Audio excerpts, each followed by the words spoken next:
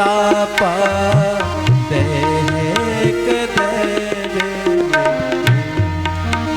दैहिक ताप माने शरीर का कष्ट, दैविक ताप माने ग्रह प्रकोप से परेशानी, और भौतिक माने जगत के किसी वस्तु आदि का अभाव। यदि इस प्रकार के किसी कष्ट से हम दुखी हैं, ऐसे त्रितापों को संसार के लोगों से निवेदन करेंगे तो उससे निजात नहीं पा पाएंगे, उससे छुटकारा नहीं मिलेगा।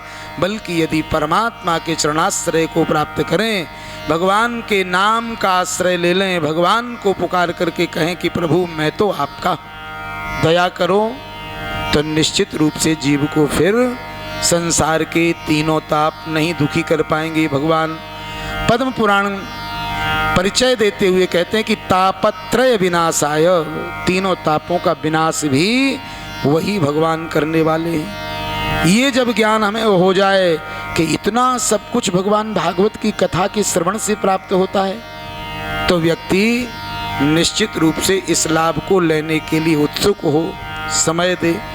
लेकिन महात्मा को जब नहीं जानते तो हम उस वस्तु के मूल्यांकन को कैसे कर पाएंगे।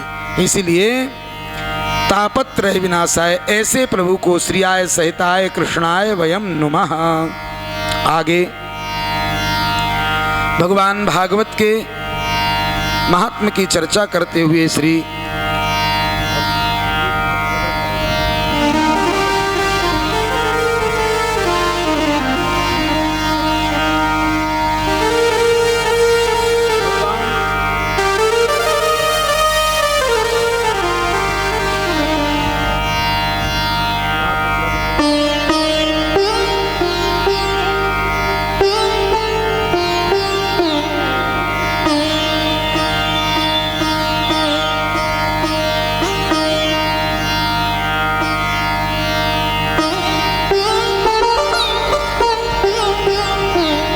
श्री कृष्ण गोविंद हरे मुरारे, हे नाथ नारायण वासुदेव। श्री कृष्ण गोविंद हरे मुरारे, हे नाथ नारायण वासुदेव। श्री कृष्ण गोविंद हरे मुरारे, हे नाथ नारायण वासुदेव।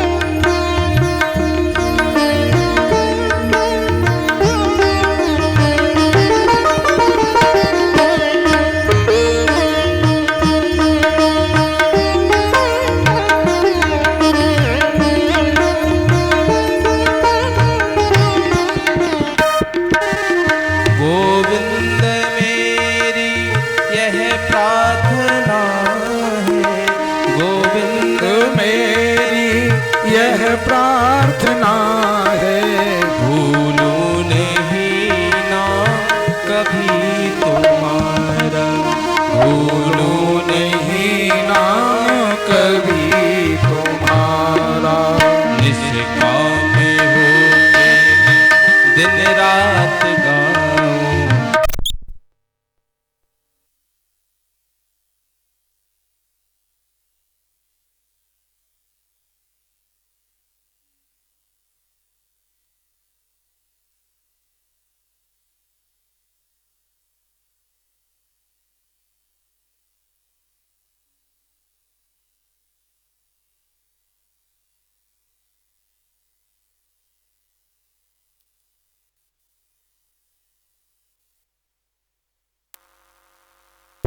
वासुदेव, हे नाथ नारायण वासुदेव, हे नाथ नारायण वासुदेव।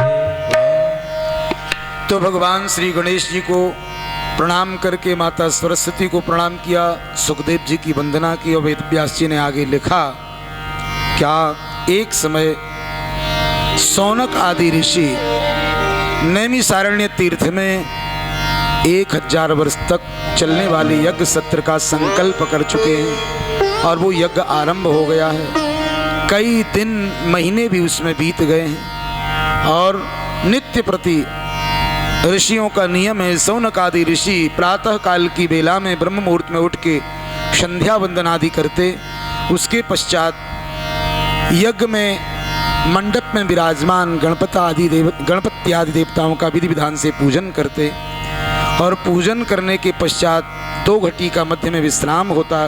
सायंकालीन बेला में आहुतियाँ देते। इस प्रकार से पूरे दिन यज्ञ का कार्य चलता। लेकिन एक दिन की बात है क्या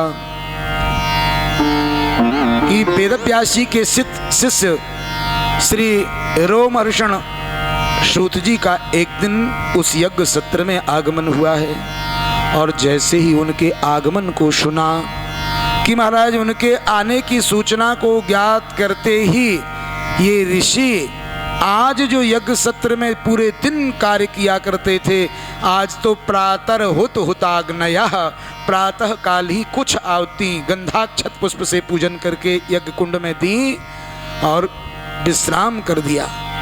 कुछ ही क्षणों में केवल नियम की पूर्ति की है और सबके सब ऋषि जाकर के श्री सूत जी के सन्मुख पहुंच गए हैं और जाके निवेदन किया है। क्या श्री सौनक जी सभी का प्रतिनिधित्व करते हुए निवेदन करते हैं, क्या कहते हैं?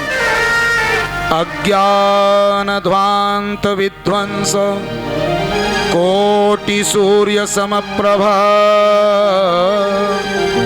सूताख्या ही कथा सानो मम कर्ण रसायनो। कहते हैं जैसे ही महाराज सौनक जी ने निवेदन किया है सूत जी से, क्या अज्ञान ध्वांत विध्वंस, अज्ञानता के भयंकर अंधकार को मिटाने के लिए हे श्री सूत जी, हे व्यास जी के शिष्य, आप कोटि सूर्य समप्रभा, करोड़ों सूर्यों की प्रभा माने कांति के समान है। इसलिए सूताख्या ही कथा सारम, हे श्री सूत जी महाराज, आप हमें कथा नहीं सुनना है तो आज हम चाहते हैं कि कथा का सार आप हमें श्रवण कराइएगा। कथा तो लंबी चौड़ी होती, जो कथा का सार तत्व हो सो कृपा करके कथा सारम आख्या ही कहिए। और वो कैसा हो? मम कर्ण रसायनम, हमारे कानों को प्रिय लगने वाला हो। ऐसा ना हो कि सुनने में अरुचि हो, नहीं, मम कर्ण रसायनम, सुन करके कान और प्यास को बढ़ा लें कि और पीने की जिज्ञासा रखे मन। इसलिए निवेदन है क्या उस कथा के सार को श्रवण करने का फल ये हो। क्या फल हो? बोले भक्ति ज्ञान विरागाप्तो विवेको वर्धते महान माया मोह निराशाश्च वैष्णवैः क्रियते कथा। जैसे वैष्णव जन भगवान के परम भक्त माया के भयंकर जाल को काट देते हैं और निर्मोही होकर के वैरागी हो जाते हैं, भगवान का भक्त भजन करते हैं, उसी प्रकार से हम भी निवेदन करते हैं कि हमें वो कथा सार को श्रवण कराइए कि जो भक्ति और ज्ञान वैराग्य को बढ़ाने वाला हो, ऐसा कथा सार कहिएगा। और निवेदन है क्या? सूताख्या मम कर्ण रसायन। साहिब सिंह जी, श्री राधे, साहिब सिंह जी इधर जो है ये अंदर कूलरों का भी कनेक्शन करवा दो, परेशान ना हो लोग अंदर। तो इस प्रकार से श्रेय साम यत भवे श्रेय पावना नाम च पावनम, जो श्रेष्ठ से श्रेष्ठ और पवित्र से पवित्र भगवान श्री कृष्ण की प्राप्ति का साधन है, वह कृपा करके आप हमसे कहिए और भगवान श्री कृष्ण की प्राप्ति को करा दे। ऐसे साधन को आप हमें बिल्कुल कोई भेद नहीं, आप हृदय से इस कथन को हमारे लिए कहिए। और हमने तो सुना है क्या कि यदि संसार में किसी को पारसमणि की प्राप्ति हो जाए तो पारस पथरी व्यक्ति के जीवन में भौतिक जगत के सुखों को दे देती है। यदि स्वर्ग का कल्प वृक्ष किसी को प्राप्त हो जाए तो उस कल्प वृक्ष के प्रभाव से उस स्वर्ग के सुखों को प्राप्त कर लेता है। लेकिन यदि किसी संत की गुरु की कृपा जीवन में हो जाए तो प्रियक्षति गुरु प्रीतो वैकुंठम योगी दुर्लभम। जो बड़े बड़े योगी पर्वतों की कंदराओं में बैठ करके तप करते करते और उस वैकुंठ को पाने में बड़ी कठिनाई से पा पाते, कभी भी कई जन्म बीत जाते हैं, उस वैकुंठ को यदि गुरु कृपा हो जाए तो सहजता से ही उस वैकुंठ की प्राप्ति हो जाती है। सो कृपा करके आप कहिए। तब तो श्री सूत जी ने कहा कि हे सौनक जी, हम तो छोटी सी आयु के बालक और आप कई युग जिनकी आयु में बीत गए, ऐसे यहाँ कई ऋषि बैठे हैं, हजारों ऋषि विराजमान हैं, हमको उच्चासन दे करके ऐसा गुरुतुल्य निवेदन हमसे कर रहे हैं आप, लेकिन हम ये नहीं समझ पा रहे हैं कि आप कथा सुनना क्यों चाहते हैं। तब तो व्यास जी ने कहा कि वो ऋषि कहने लगे कि हे सूत जी, संसार के भयंकर संताप को देख करके हमारे मन में वेदना होती है। जब हम ये देखते हैं कि संसार के लोग अपने ही कर्मों को करके उसके फल को भोगने के कारण दुखी हैं। क्यों? कि बोले मोह सकल व्याधिन कर मूला। मोह में पड़ करके मैं और मेरा करते करते व्यक्ति कितने अपराध करता है, फिर उसी के परिणाम को भोगते भोगते अनंत योनियों में पुनरपि जननम पुनरपि मरणम पुनरपि जननी जठरे शयनम, बार बार मरता है, बार बार जन्म लेता है, अनेक योनियों को प्राप्त करता है। और 184 खत्म हुई ना, बीत कल्प जुग चार गए, और नाक में दम आ गया, हम मरते मरते हार गए। जैसे तैसे मानव देह मिला, फिर उसी पतन की तैयारी। इसलिए निवेदन है कि हम कथा सुनना चाहते हैं कि इस कथा के प्रभाव से संसार के मनुष्य अपने कर्म बंधन को काट करके और भगवत प्राप्ति करें, भगवत धाम को पहुंचे, क्योंकि हम सब भगवान के हैं।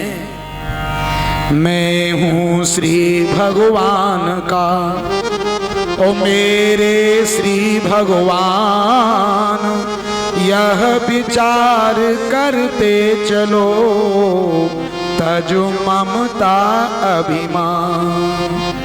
ये आसक्ति और अभिमान हमें गर्त में गिराता है, लेकिन क्या किया जाए, न तो अभिमान छूटता है और न आसक्ति छूटती है। तो हमें ये आसक्ति और अभिमान से रहित होकर के कर्म करें, लेकिन परमात्मा का चिंतन स्मरण करते हुए, भगवत निवेदन करते हुए कर्मों को भगवान को समर्पित करते चले जाएं। जब ऐसा मन बन जाएगा तो किसी प्रकार के कर्म का कोई फल हमें महाराज किसी प्रकार से विपरीतता नहीं दे पाएगा, बल्कि भगवत कृपा से हमें अनुकूलता ही प्राप्त होगी। भगवान को सौंपे हुए कर्म को शोधित करके हमारी जिसमें भलाई होगी, हमारा जिसमें हित होगा, वो परमात्मा हमारे लिए करे। तो कहा कि हम आपको आज ऐसे तुम्हारी वाणी से जो हमारा सम्मान हुआ है, उसको प्रीति ही सौनक चित्ते थे हेतो वच में विचार जचा। इससे हमारे मन में ये भाव बनता है कि आज जो भी गुरुजनों से हमने प्राप्त किया है, उसमें जो सार तत्व है वो सर्व सिद्धांत निष्पन्नम संसार भय नाशनम, वो संसार के भय को समाप्त करने वाला सार सिद्धांत हम आपके मध्य में उड़ेलते हैं, आप उसको ग्रहण कीजिएगा। कैसा सार सिद्धांत? बोले संपूर्ण वेद शास्त्रों का सार, जैसे दूध में से निकला हुआ घी, ऐसे ही पुराण शास्त्रों से निकला हुआ सार तत्व। वो कैसा? बोले श्रीमद् भागवत भगवान का स्वरूप सत्संग। और ये सत्संग ऐसा है कि एक बार श्री सुखदेव जी महाराज गंगा की रेती में बैठ कर के राजा परीक्षित को ये कथा सुना रहे थे। देवताओं को ज्ञात हुआ कि आज से भागवत की कथा आरंभ हो रही है 7 दिन के लिए। तो स्वर्ग के देवता सोने का अमृत कलश भर के, सोने का कलश अमृत से भर के स्वर्ग से इंद्र अग्नि वरुण यम कुबेर आदि देवता भागते भागते मृत्यु लोक में आए और गंगा के किनारे श्री सुखदेव जी को मस्तक झुका के प्रणाम करते हुए निवेदन किया। क्या? सुखम नत्वा वदन सर्वे स्वकार्य कुशलासुरा, उन देवताओं ने, अपने कार्य में कुशल देवताओं ने अमृत का कलश आगे बढ़ाते हुए कहा, सुधा कुंभम गृहीत वैभव, इस सुधा अमृत को आप ग्रहण कीजिए, ले लीजिए। महाराज श्री सुखदेव जी ने कहा कि देवताओं, ये अमृत कलश क्यों देना चाहते हो? तो देवताओं ने कहा कि महाराज, हमें ये विदित हुआ है कि आपके यजमान परीक्षित जी को सप्ताह पर्यंत ही समय से इसके बाद तक्षक के डसने से इनकी मृत्यु हो जाएगी।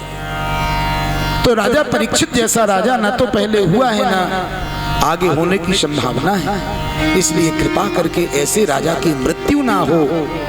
हम चाहते ये अमृत इनको पिला दीजिए, ये अमर होकर के अपनी प्रजा का पालन करेंगे। अमृत का कलश दे दो, कह दो इसको पी लेना जाओ, और ये कथा का अमृत हमें पिलाओ, हम इस गंगा की रीति में बैठ की कथा सुने। सुखदेव जी हंस के उपहास करते हुए देवताओं को फटकार लगाते हैं, अरे स्वार्थी देवताओं, तुम्हें थोड़ी सी लज्जा नहीं है? इस स्वर्ग का जो तुम अमृत लेके आए हो, इसका स्वरूप इस भागवत भगवान के अमृत सत्संग के सामने कैसा है? बोले ठीक वैसा जैसे कि किसी व्यक्ति के घर में सोने का हार हो 10-5 तोला का, और पड़ोसी के घर में कांच का गिलास रखा हो, गिर के फूट जावे, और फूटे कांच के टुकड़ों को लेके वो व्यक्ति पड़ोसी के घर जाए और कहे कि भैया, ये फूटे हुए कांच के टुकड़े तुम ले लो, इसके बदले में सोने के वो 10 तोले का हार हमें दे दो। तो कोई बिरला मूर्ख होगा कि उसका अदला बदला करेगा, नहीं तो कांच के टुकड़ों का क्या करेगा व्यक्ति? अमूल्य उस हार, माने मूल्यवान हार को देकर के। और ये भागवत कथा रूपी अमृत तो अमूल्य है, इसका तो मूल्यांकन नहीं किया जा सकता। स्वर्ग के अमृत के बदले में इसे चाहते हो? को काचा को मणिर महान, कहाँ कांच और कहाँ महामणि। तो ये महामणि के समान भागवत भगवान की कथा है, और कांच के टुकड़े के समान स्वर्ग का अमृत है इसके सामने। इसलिए देवताओं, तुम इसके अधिकारी नहीं हो। तदा देवान जहा सहा, हंसी करके देवताओं को भगा दिया। देवताओं को हंसी करके भगाया। देवता तो वहां से चले गए, लेकिन ब्रह्मा जी को आश्चर्य हुआ, वो उस समय सत्यलोक में थे। तो भगवान नारायण से निवेदन किया, भगवान क्या भागवत भगवान का महत्व इतना है कि भगवान भागवत के सत्संग के सामने स्वर्ग का अमृत छोटा पड़ गया? तो भगवान ने विचार किया कि हम कहें कि भागवत की समानता स्वर्ग का अमृत नहीं कर सकता, तो ब्रह्मा जी को लगेगा कि भगवान की ही तो कथा, इसलिए भगवान ने ऐसा कह दिया होगा। भगवान ने कहा कि हे लोक सृष्टा ब्रह्मा, तुम तो सृष्टि करने वाले हो, ऐसा करो कि एक तराजू की सृष्टि कर लो, एक तराजू का निर्माण करो, और उसके एक पल्ले पर स्वर्ग की प्राप्ति के जितने साधन हैं उन सबको रखो, और दूसरे पल्ले पे भगवान भागवत को पधराओ, जिसमें जितना वजन होगा वो तराजू निश्चित कर देगी। जैसे ही ब्रह्मा जी से कहा तो ब्रह्मा जी ने उसी क्षण एक तराजू का निर्माण किया। क्या सत्यलोके तुलां बद्ध्वा तौलयत साधनान्यजा लघूनन्यानि जातानि गौरवेन इदं महत्। ब्रह्मा जी ने जब तराजू को बांध करके साधनों को तौला, तो स्वर्ग की प्राप्ति में जितने यज्ञ अनुष्ठान, महाराज व्रत उपवास यम नियम जप तप, उन सबको एक पल्ले पे रखा, और दूसरे पल्ले पे भगवान भागवत जी को पधराया। तो लघु अन्यानि जातानि, जितने अन्य साधन स्वर्ग की प्राप्ति के थे वो लघु पड़ गए, और गौरवेण इदम महत्, और भगवान भागवत गौरव को प्राप्त हुए। बोले भागवत भगवान की जय। इस प्रकार भगवान भागवत का स्वरूप गरिमा को प्राप्त हुआ, गौरव को प्राप्त हुआ। तब तो ब्रह्मा जी चारों मुखों से भगवान भागवत जी की जय हो जय हो जय हो जय हो करने लगे। श्री सूत जी महाराज कहते हैं कि हे ऋषियों, वही सार तत्व आज जो देवताओं को प्राप्त नहीं हुआ, स्वर्ग में तो ये है ही नहीं, न तो ये वैकुंठ में मिलता है, न स्वर्ग में मिलता है, न कैलाश पर्वत पे भी। कभी भगवान शंकर ने कैलाश पे माता पार्वती को सुनाने का विचार भी किया, सुनाने भी लगे, लेकिन माता ने सुन नहीं पाया, निद्रा की वशीभूत हो गई। तो ये कथा केवल मृत्यु लोक में ही सफल है। सत्ये स्वर्गे च कैलासे वैकुंठे नास्त्ययं रसः, ना अस्ति अयं रसः वैकुंठे स्वर्गे सत्ये च कैलास। कैलाश पर्वत पर, स्वर्ग लोक में, सत्य लोक में, वैकुंठ लोक में भगवान भागवत की कथा प्राप्त नहीं होती। ये मृत्यु लोक में ही हम भाग्यशालियों को प्राप्त होती है। इसीलिए मानव देह से इस कथा को सुनने का सौभाग्य प्राप्त होता है। अन्य पशु आदि योनियों में ये कथा नहीं सुनी जा सकती। तभी तो भगवान भागवत के कथा के श्रवण के लिए कहा है कि नर तन सम नहीं कबने हो देही, जीव चराचर जाचत जेहि। संपूर्ण देहधारी चाहते हैं कि मानव देह हमें मिले तो हम भी कुछ सत्कर्म करके वो भगवान के हैं, भगवान के पास पहुंच जाएं। और जिनको ये देह मिल गया वो इसका मूल्य नहीं कर पाते, समझ नहीं पाते। ये अवसर जा रहा है, अरे विचार करो, राम जप राम जप राम जप राव रे, चूक मत प्यारे तूने भलो पाओ दाओ रे। ये तो हमारा दाव लग गया, मौका मिल गया कि हम मनुष्य बने हैं। अगर हम पशु होते तो यहाँ बैठ के कथा नहीं सुन सकते थे, ज्ञान ही नहीं होते, कथा किसे कहते। लेकिन भगवत कृपा है कि हमें मानव देह प्राप्त है, भगवान ने बुद्धि विवेक दिया है और हमें ये ज्ञात है कि हम भगवान के हैं। ये संबंध की प्रगाढ़ता के लिए इस समय अवसर प्राप्त है। और जानते हो भगवान भागवत के इस पावन प्रसंग को सुन के आगे भागवत जी की महात्मा की चर्चा करते हुए श्री सूत जी महाराज कहते हैं कि एक समय की बात क्या, देवर्षि नारद बद्रिका आश्रम की ओर जा रहे हैं और सनकादिक ऋषि बद्रिका आश्रम से बाहर की ओर आ रहे थे। तो नारद जी उस समय विकल हैं। देवर्षि नारद के मन में इतना उस समय ताप है, संताप है कि उस संताप के कारण वो विकल होकर के आगे बढ़े जा रहे हैं तीव्र गति से। सनकादिकों ने देखा कि जिन नारद के जीवन में संसार की किसी वस्तु से कोई लगाव स्नेह नहीं है और उनके मुख पर अशांति, खिन्नता, इसका कारण क्या है, पूछ लेना चाहिए। तो सनकादिकों ने पूछा, क्या कथं ब्रह्मणदीन मुखः कुतश्चिन्तातुरो भवान् त्वरितं गम्यते कुत्र कुतश्चागमनं तव। हे देवर्षि नारद, इस समय आपके मुख पे दीनता क्यों है? आप भगवान के हो, दीन बंधु के दास होकर के दीनता से युक्त दिखाई दे रहे हो, ये तो अच्छा नहीं है। कुतश्चिंता तुरो भगवान, कौन सी वो बलवती चिंता है जो तुम्हारे मुख पर दीनता दे रही है? त्वरितम गम्यते कुत्र, इतनी तीव्र गति से कहाँ जा रहे हो? और कुतश्चागमनम तव, कहाँ से आपका आगमन हो रहा है? कृपया बतलाइए। तो देवर्षि नारद ने प्रणाम करते हुए सनकादिकों से कहा, हे सनकादिकों, क्या बताऊं क्या हुआ? मैं वैकुंठ आदि लोकों का अतिक्रमण करते हुए जैसे ही मृत्यु लोक में आया तो क्या देखा, विचार किया था कि कर्म भूमि है मृत्यु लोक, यहाँ के कर्म का फल जीव को मिलता है, अच्छा करने से अच्छा, बुरा करने से बुरा। तो ये कर्म भूमि का दर्शन करके आऊं तो अहम तु पृथ्वी यातो ज्ञात्वा सर्वोत्तमामिति, सर्वोत्तम समझा इस लोक को, मृत्यु लोक को मैंने, क्योंकि ये कर्म भूमि है। कर्म ना जायते जंतु कर्म नैव विलीयते, यहाँ कर्म से जन्म होता है, कर्म से मृत्यु होती है, कर्म से ही सुख दुख की प्राप्ति होती है। तो मेरा विचार रहा कि मैं चल करके यहाँ के लोगों को देखूं कैसे ये तो सब अच्छे कर्म करके भगवत प्राप्ति करने की चेष्टा कर रहे होंगे। लेकिन जब मैं मृत्यु लोक में आया, कलयुग के प्रभाव को देखा तो क्या देखा, अहम तो पृथ्वी यातो ज्ञात्वा सर्वोत्तमामिति पुष्करं च प्रयागं च काशीं गोदावरीं तथा। मैं पृथ्वी लोक में आकर के और भ्रमण करने लग गया। तो मैंने भ्रमण करते करते कई तीर्थों की यात्रा की। पुष्करम च प्रयागम च, मैं पुष्कर तीर्थ में गया जहां मेरे पिताजी ब्रह्मा जी का दिव्य देवालय है। प्रयाग तीर्थों के जो राजा हैं, भगवान ने जिनको राजपद देवताओं का दे रखा, तीर्थों का दे रखा है, ऐसे तीर्थ राज प्रयाग में जाकर के त्रिवेणी संगम का दर्शन किया।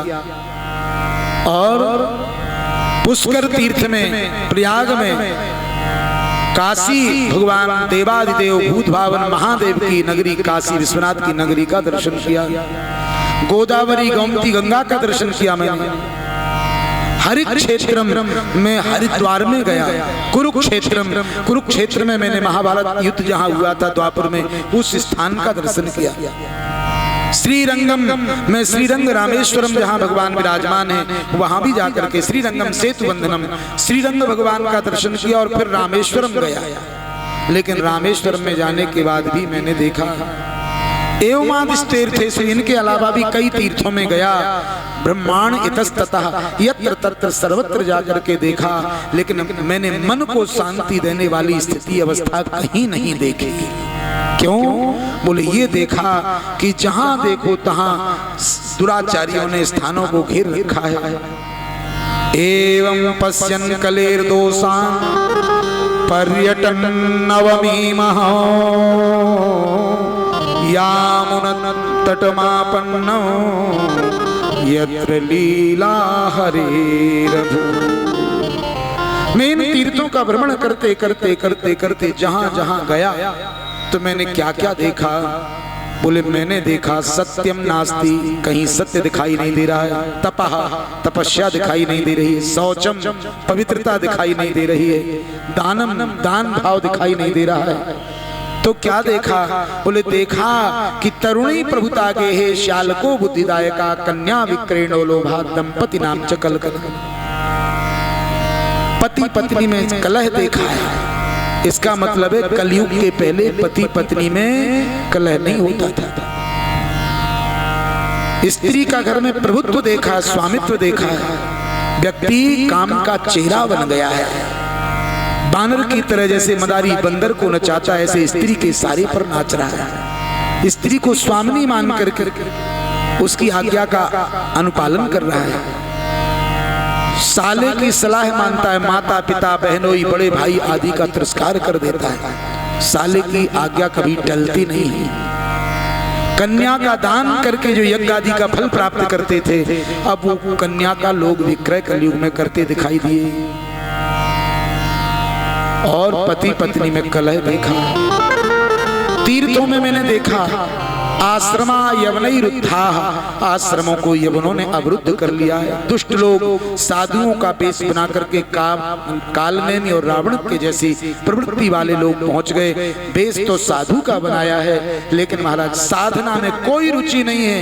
अर्थ संजोने में, अर्थ संग्रह में लगे हुए हैं। बैरागी बन करके, नाम वैराग्य का है, और तीर्थों को ऐसे लोगों ने घेर लिया, इसलिए तीर्थ का सार समाप्त हो गया। तीर्थ सारस्ततोगता। अट्टशूला जनपदा, जनपद के लोग अनाज जो पैदा पहले करते थे तो भोजन के लिए और बचता था तो परोपकार के लिए, दूसरे भी भूखे न रहे। लेकिन अट्टशूला जनपदा, जो जनपद के लोग हैं वो अन्न पैदा करके धन के लिए, पैसा कमाने के पैसे के लिए अन्न को बेचते हैं। इसका मतलब है कि पहले अन्न बेचना भी पाप था। अन्न को ब्रह्म कहते हैं, बेचा नहीं जाता था। हाँ, आवश्यकता पड़ने, श्री राधे, आवश्यकता पड़ने पर यदि आपको कोई वस्तु